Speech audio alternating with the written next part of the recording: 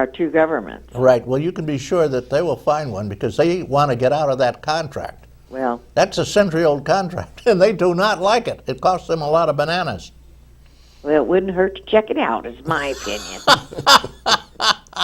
Anyway, that for what it's worth, that's one of the main objections I heard to. Well, if it is checked out and found to be true, to me that's a good reason because I enjoy not having to pay quite as high. Well, we pay a peanut compared to most people.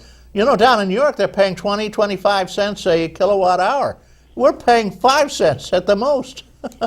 Well, I compare my bill with my friends that live in Northeast, which is in Pennsylvania, and they don't have any sweetheart contract there. Yeah. And their bills for someone who's in my situation are running them approximately $10 to $15 more a month than what I pay. Yeah. Well, they tell me we're in for some charges now because the state has slapped a huge tax on, and your bill may jump by about $30 a month, thanks to the governor's new tax bill. I do not have electric heat, but a lot of people in Westfield transferred to electric heat because electric was so much cheaper than gas or some of the other means of heating. I transferred my heating to wood. Cheap, $400 a year, you can't go wrong, and all the heat you want.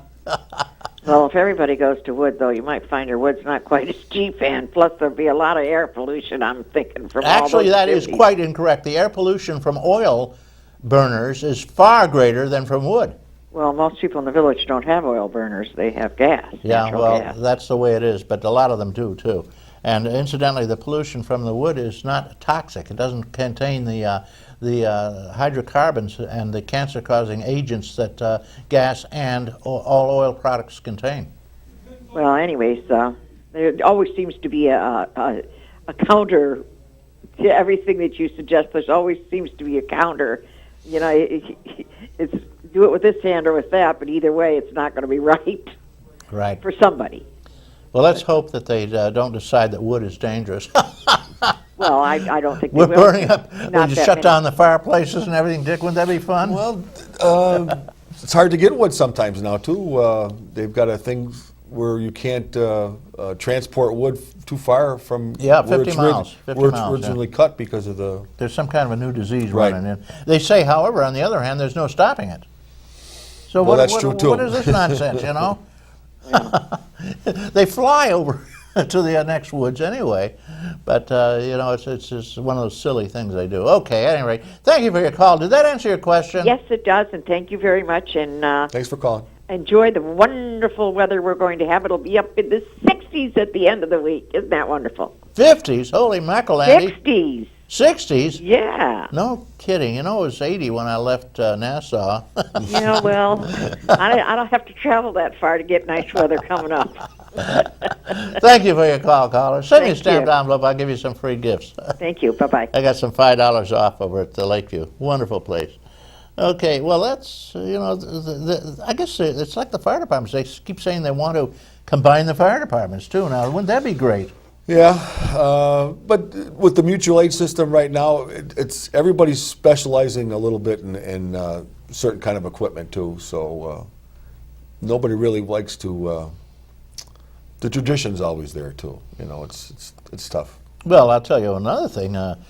The insurance, fire insurance, for people's houses, they save about a third of their insurance costs by the fact that there is a fire department nearby. Right. You're talking millions of dollars for the average community. Exactly. And if they just do away with the fire department, watch their prices go up like crazy. But on top of that, when you've got a roaring fire going in your house, or your car, whatever it is, you don't want to wait a half an hour for mutual aid, which is the average time it takes to get somebody over there. Exactly. You want to wait 2 or 3 minutes, which is the fastest. You can usually get an engine out within minutes. The closer the better, right? Yep. So Closer the better. I don't think that'd be a great idea, especially for ambulance use too. I mean, if you've got to wait forever and ever and ever for an ambulance, stand back. We have somebody in the hospital in 10 minutes often in Westfield, where I am, and I'm sure you do Right. pretty fast. Yeah, we're pretty lucky where we are because our fire department just stabilized. We have a rescue, and we contract with the county ambulance is the one that transports for us. But if they're busy, we have the city to back us up or Fredonia. We've used them on occasions when the ambulance is tied up. Yeah, that's critical. That's why we were so concerned in Westfield about the closing of the hospital completely. Yes. We don't mind them shutting down a few beds, but if they're going to close down the ER, we're in real trouble. If you have to drive somebody all the way to Dunkirk at the closest, Right. my God, they could expire several times. By that time, many people, when you're in critical condition. Okay, well, Dick, we're with Dick Purol. He's the supervisor in Dunkirk, and he's here to tell us a little bit about it. What would you say is the main feature of the whole Dunkirk entity? Would you say it's the harbor? For the city of Dunkirk, yes. For the city of For Dunkirk? the city of Dunkirk, yes. And you don't have anything to do with that, however? Don't you have a little piece of the harbor, maybe? No, we have the cliffs. You get the cliffs. We get the cliffs, right? We get the view. We have a very good view of the lake. Now you're down, But way past past the Moose and so forth, way down that way, right? You own the that. west, right? Yeah, and those are some beautiful estates down there. Beautiful Oh, homes. very nice, very nice. And the cliffs. Well, that's really what they Yeah, are. The cliffs or the bluffs or whatever you want to call them. But you still get a good view of the lake. Well, of course, another thing to do, we used to live along the lake, and I stopped by not too long ago and took a look at we had a little beach there. It had receded 50 feet. Mm-hmm. Another 50 feet, the house is gone. Right. Being along, and I've noticed in Dunkirk, they build walls, concrete walls in some places. Yeah, especially in the town. They've got huge walls. If you've ever gone on a lake and you look back at the lake, at the shore, the concrete walls are amazing. But they have to do there's so much erosion when they get those storms coming in that they keep losing their land. Yeah, I saw, I'm from Westfield, down in Barcelona, you can see an area there just above the harbor where they have built big steel walls because Right. it was just receding back and back. And there was a house next to that, the first house to the east. They actually moved the whole house back toward Route 5 because Wow. they were losing so much of the cliff. The Right. cliffs were just eroding off. And I guess eventually they will, it'll all be gone, I guess, 1,000 years from now. I don't think you can stop nature. Mother Nature is tough to stop. That's true. That's very true. Bullhead fishing is just about to start down there, you know. Yes, and the bass tournaments too. Oh, do you do bass tournaments? I used to bass fish quite a bit when I was younger. I spend more and more time with my grandkids now. I don't get a chance to go out like I did before, but that's quite popular in the harbor. Yeah, well, so also, of course, you have the pike, the yellow pike, which now is called, what's the new name for the yellow pike? When I was a kid, it was yellow pike. It's walleye. Walleyes, yeah. They Same do thing. big stuff. They have the tournaments down in Barcelona every year, and I know, Right. I think they do in Dunkirk, too. Yes, they do. Yeah. They bring in quite a bit of tourism Yeah. with that stuff. And a lot of pike. Right. A lot of walleyes. It's delicious eating food, I might add. Boy, there's nothing like walleye pike or perch.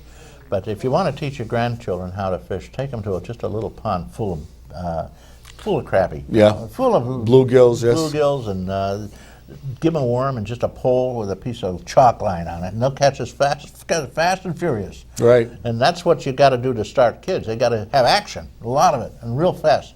And then you take them home, of course, no matter how small they are, and you fillet them as best you can, and you cook them up, and you smack your lips about what a wonderful, wonderful fish they caught.